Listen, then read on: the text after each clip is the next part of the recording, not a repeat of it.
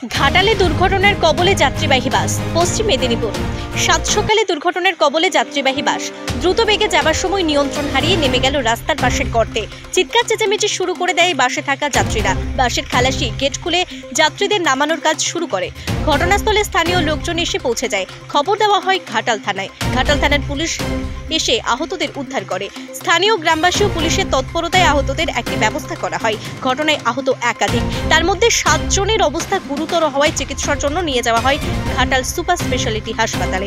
এমনই ঘটনা পশ্চিম মেদিনীপুর জেলার ঘাটালের বন্দিপুর এলাকায়। স্থানীয় সূত্রে খবর, মাংরুল থেকে পাঁশকুড়াগামী একটি যাত্রীবাহী বাস ঘাটাল পাঁশকুড়া রাজ্য সড়কের বন্দিপুর এলাকায় দ্রুত বেগে যাওয়ার সময় একটি গাড়িকে সাইড দিতে গিয়ে রাস্তার পাশে গর্তে নেমে যায়।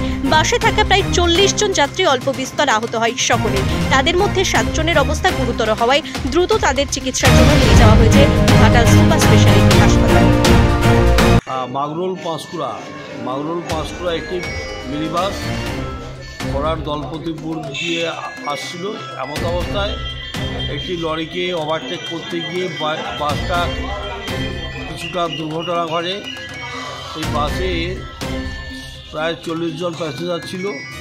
অধিকাংশ প্যাসেঞ্জার ছিল সুলতানপুর পার্শ্ববর্তী হুগলি জেলার লোকজন, যারা রাজমিস্ত্রি কাজ করে।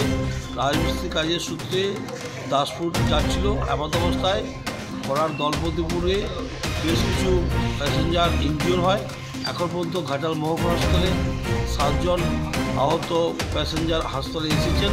তার মধ্যে একজন বেশি ইনজিওর হয়েছে, এরকম একজন প্যাসেঞ্জার ভর্তি হয়েছেন। আমি গাড়ি থেকে তাদেরকে ভর্তি করেছি বা চিকিৎসার ব্যবস্থা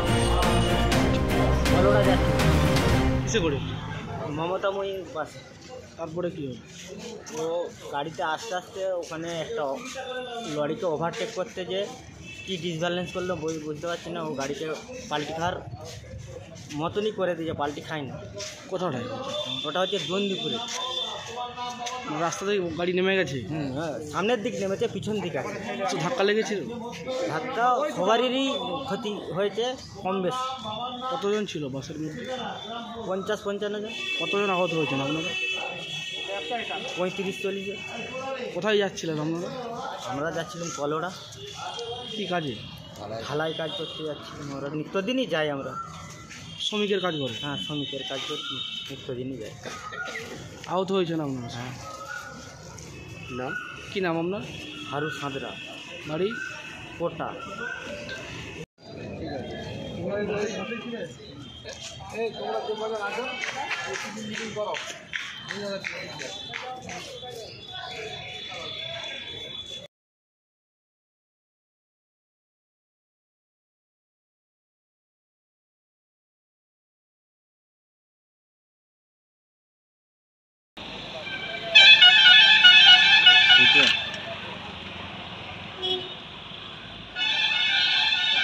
দশ সেকেন্ড হলে হবে তো।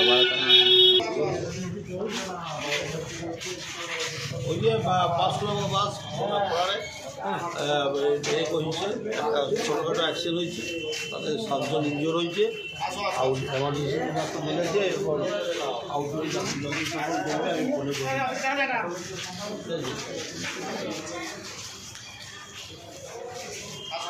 বলি সালমাবাবু থাকবে যখন দেখে দিও।